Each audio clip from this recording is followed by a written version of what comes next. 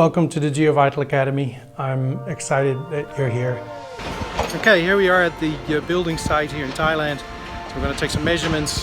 Hold on to the wire. Yep. There's this concept of electronic pollution. I mean, we've been doing this for 35 years, but we're getting more and more involved in the shielding of entire homes. All right, so this is our little demonstration room. What an opportunity to do a little bit of an interview with you so people get to know you. This is Patrick Vandenberg, your global radiation specialist.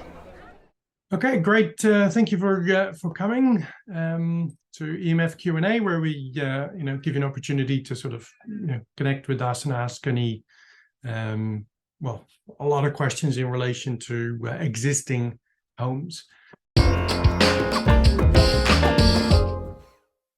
Okay, great. So I've got a question from Rosemary, who shares with us that she's electrohypersensitive.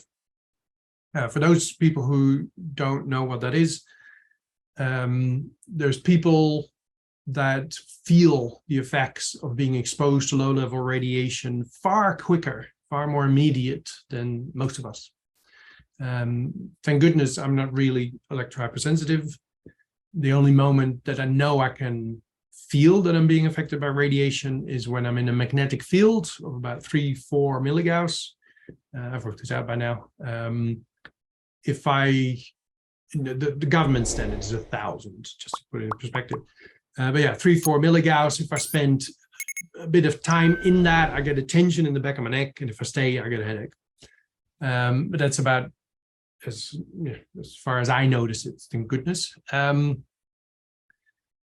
Other people are far more affected. Could be that they get very uncomfortable, get headaches, skin rashes, tingling skin, heart palpitations, those sorts of things, anxiety.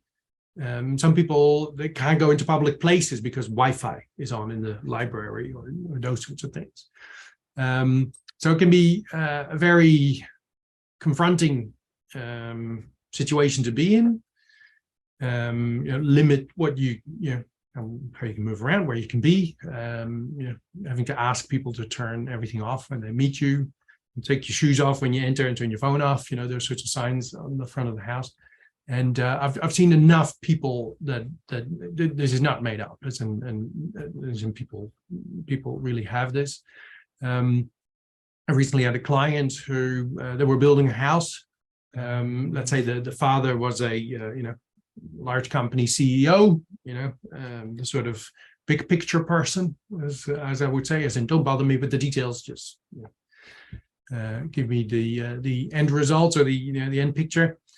His son was electrohypersensitive, and we were involved in building his house radiation free. So we did shielding, and we used special wiring, and we used the mesh in the walls. Anyway, it was great. Should be right about finished now. And whilst I was on site to lend some assistance to the tradespeople, he was there as well, and he was actually talking to the architect builder, and there was somebody else. So we were talking about this shielding, obviously, and he said I've tested my son. He says I've because I didn't believe this at first either. He would ask me to turn my phone off, turn flight mode on and that sort of stuff, and on purpose I would leave Bluetooth on. And he could tell. He said, thanks, it's less, but I think you've missed something. Is this still on or that's still on? And he would be able to pick it.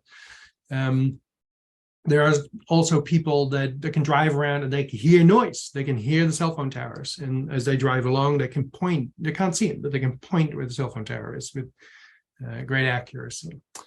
Now, without going into whole spiel here, I think electrohypersensitivity is a poor choice of words, as in it's not that other people are more sensitive, as in that sounds like the reaction is their fault. It's not their fault, right? They are just, or perhaps they've had more exposure, in the years prior, and then they've come to a point where, now it's too much and they start getting symptomatic. But it's not their fault. So I don't know if they're hypersensitive. Maybe most of us are just desensitized against it. Anyway, All right, so the key with electrohypersensitivity is to take no prisoners, as in absolutely. The bedroom, of course, needs to be absolutely perfect. No electric fields, no magnetic field, no radio frequency. And I say no, you always get something, right? But you want to get the nice low levels. It doesn't bother the body. Deal with geopathic stress. Make sure you got your mattress sorted out properly. So you have an anti-static mattress, no metal in it, also no magnetic field on metal in the mattress. High aeration. You need the mattress to work for you, which is one of the the parts of the approaches that we have. Hence the mattress sample behind me. Anyway, that's a different story. All right, so Rosemary is asking.